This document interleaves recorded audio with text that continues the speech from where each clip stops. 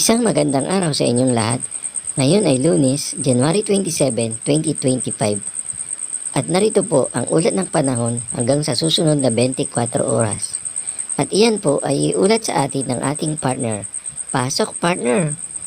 Sa ating latest satellite images makikita natin wala tayong minomonitor na anumang low pressure area, wala rin tayong bagyo sa loob at labas ng Philippine Area of Responsibility.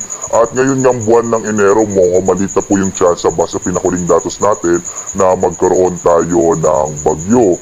Samantala naman, ang pag-iral pa rin ng northeast monsoon o hanging amihan ay magdadala ng mga mahihinang pag-ulan, partikular na sa may bahagi ng Batanes, habang ang labing bahagi ng Luzon ay makararanas ng mga isolated or mga pulupulong mga mahihinang pag-ulan. Pero generally po, fair weather sa malaking bahagi ng Luzon. Easterlies naman, ito yung hangin nagmumula sa karagatang Pasipiko, ang magdadala ng maulap na kalangitan na may mga pag-ulan, partikular na nga dito sa may silangang bahagi ng Visayas at ng Mindanao. At nakikita natin na muling iiral ang shear line sa mga sunod na araw dahil ang shear line po, ito yung banggaan, ito yung boundary sa pagitan ng northeast monsoon, ang malamig na northeast monsoon at itong mainit na easterlies. Kaya makikita natin itong bahagi, lalo na ng eastern Visayas, sa mga sunod na araw ay magkakaroon po ng mga kaulapan na maaari magdala ng mga katamtaman na sa kumisay malalakas ng mga pag-ulan.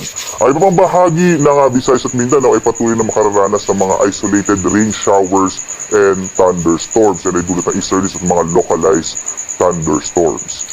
Dito nga sa Luzon, inaasahan pa rin natin ang mga mahihinang pag-ulan na dulot ng amihan, partikular na sa may bahagi ng Batanes. Samantala naman sa labing bahagi ng Luzon ay patuloy na makararanas ng mga isolated o pulupulong mahihinang pag-ulan. Pero makikita natin generally fair weather, lalo na din sa may kanlurang bahagi ng Luzon. Agwat nga ng temperatura sa luwag 21 to 30 degrees Celsius, sa Tuguegarao 22 to 31 degrees Celsius, 14 to 24 degrees Celsius ang masabagit. Inaasahan natin na patuloy na maaaring bumaba ang temperatura sa may bahagi ng Cordillera. Ito yung area ng Baguio. Sa Metro Manila naman, 23 to 32 degrees Celsius. Sa Tagaytay, 21 to 30 degrees Celsius. Habang sa Legazpi, 23 to 30 degrees Celsius. Sa may bahagi naman ng Palawan, Visayas at Mindanao is naasahan pa nito ng mga localized thunderstorms sa may area ng Palawan, mga isolated rain showers and thunderstorms. Agwat ang temperatura naman sa Calayan Islands, 25 to 32 degrees Celsius. Sa may Puerto Princesa, 25 to 32 degrees Celsius. Malaki naman yung tsansa na magiging maulan sa may bahagi ng Eastern Visayas. Ito ay dulot ng easterlies at eventually ay magkakaroon tayo ng shear line. Iiral ang shear line na magdadala ng mga pag-ulan sa may bahagi ng Eastern Visayas hanggang Central Visayas sa mga susunod na araw. Samantala naman, mga isolated rain showers and thunderstorms mararanasan dito sa may Negros Island region, sa may area ng Western Visayas at Central Visayas. Agwat ang temperatura sa Iloilo, 26 to 32 degrees Celsius. Sa Tacloban, 25 to 31 degrees Celsius. Habang sa Cebu, 26 to 31 degrees Celsius. Samantala, dulot din ng easterlies ay inaasahan din natin ang malaking tsansa ng mga pag-ulan sa may area ng Caraga, partikular na sa Dinagat Island, Surigao del Norte at Surigao del Sur. Malaki rin yung tsansa ng maulang panahon, partikular na sa may lalawigan naman ng Davao Oriental. Sa labing bahagi naman ng Mindanao, mga isolated rain showers and thunderstorms ang mararanasan sa araw na ito.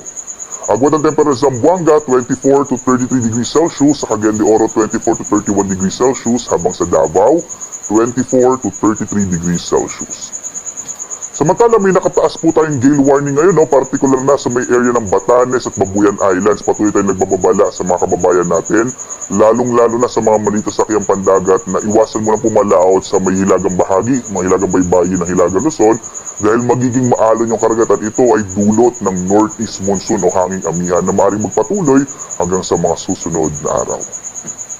Samantala, ang araw natin ay sisikat mamayang 6:25 na umaga at lulubog, ganap na 5:53 ng gabi.